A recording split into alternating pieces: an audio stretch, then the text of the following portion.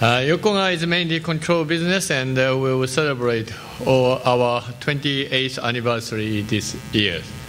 So we believe that for almost 100 years, we have continued to develop new processes and technology for our global customers, just as the title of ARC indicates.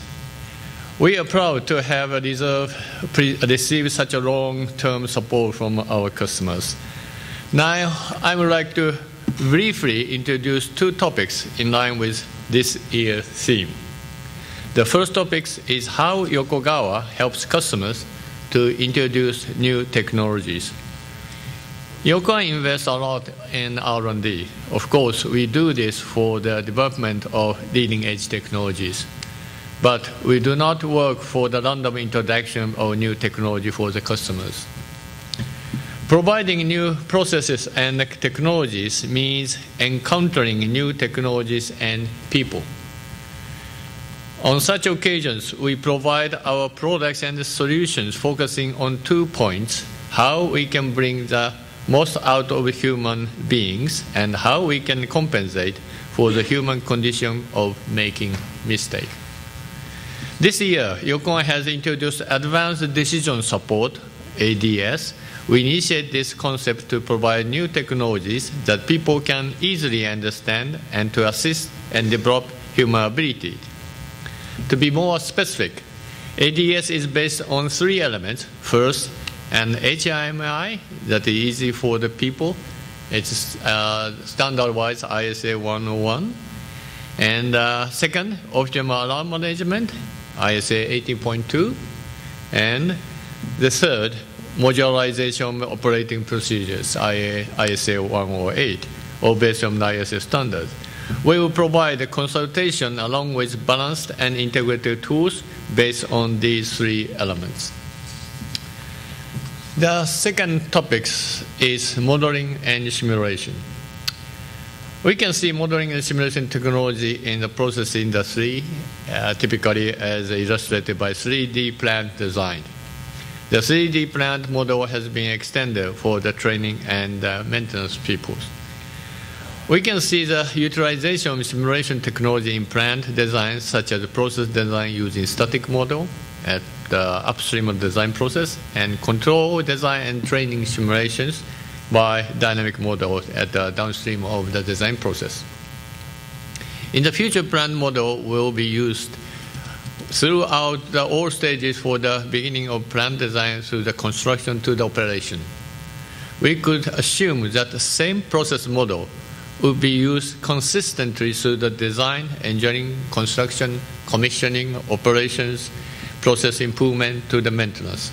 Already, the concept of multi-purpose dynamic simulator was emerged, and further development is expected. However, there are many technology challenges to achieve this scenario. Yokogawa deployed a dynamic process simulation for the training simulator and optimum operation. Now Yokogawa applies the adaptive dynamic process model to the practical application. This technology allows predicting the future process behavior by the dynamic model, which is tuned to fit the real process model based in process data. We have just introduced 2 topics regarding new process and technologies. Most likely, importance will increase for new technology products and engineering to spur creativity and avoid human error, and Yokogawa will continue to innovate on the human ability. Thank you very much. Good morning. I'm going to take a minute to present just a snapshot of Rockwell Automation and then introduce a couple of recent case histories that I think illustrate some new ways at providing additional value to automation customers. First of all, everything that Rockwell Automation does is to add value to customers in one or more of 4 basic ways. First is to provide a faster time to market. The second is to increase asset utilization and optimization. The third is to provide a lower total cost of ownership. And finally is to help with enterprise risk management. And certainly in some of the discussion this morning from the speakers, we heard a lot about the importance of enterprise risk management, and I'm including in that regulatory compliance. We think that Rockwell Automation differentiates in two primary ways as we deliver this value to customers. One is through technical innovation, and the second is through subject matter expertise, which really includes whether it's technical product expertise as well as application understanding.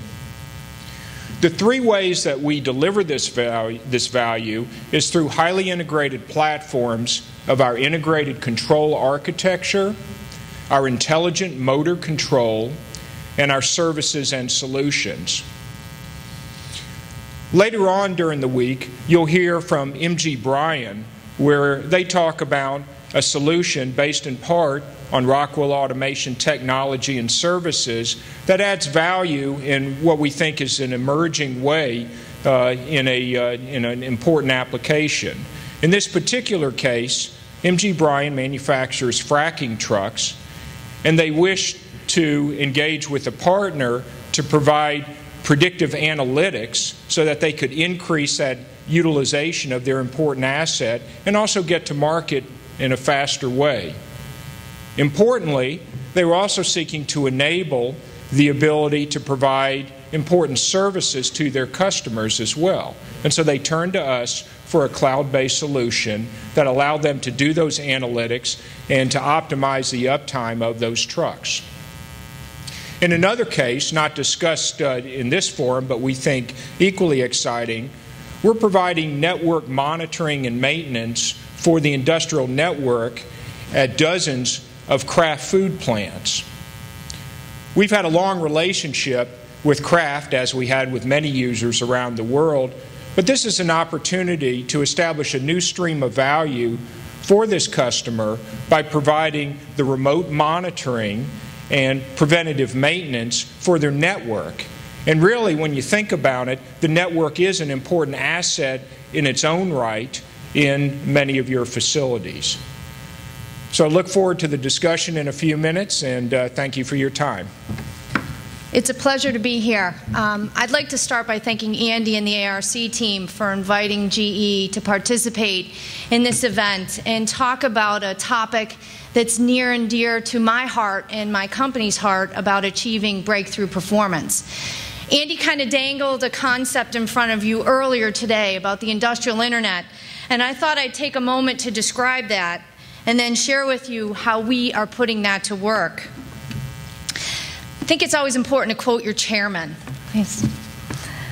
He says, "The industrial internet is about connecting industrial machines, infrastructure ecosystems, and people at work to the internet in order to derive unprecedented value through big data, analytics, machine automation, and the ability to predict and prevent critical issues." You heard a number of themes in there: productivity, cost of ownership, people at work, putting the power of information from those machines to the people that operate them. We talk about the power of 1%. Andy referenced $15 trillion over a 10-year period. It's about driving 1% of productivity from those industrial machines that came out of the Industrial Revolution to the Internet that came out of the Internet Revolution. Using a control platform, a layered architecture of software to derive information to make those assets smarter, those processes work better, and derive more value from the eyes of the customer. We're hard at work across multiple verticals. I can share examples from consumer products in the food industry where the power of that information is deriving 20% reduction in recall rates. Very powerful impact to that company's brand. To last week, my Chicago monitoring center finding a feed water valve stuck open creating temperature differentials in an HRSG. It's the combination of that deep domain knowledge, the physics of engineering, with the power of the internet, the faster computing power, the analytics derived from both physics and statistics, that if you bring that together and unleash it in a plant, in a power plant, in an offshore rig, in a hospital, what that can do for our customers. We're hard at work harnessing that technology across the many verticals that we have inside the company, investing in new places like San Ramon, California, to increase our knowledge in the software space, and bringing that all to work for the customers in the verticals that we serve. I look forward to participating in the panel. Once again, it's a pleasure to be here.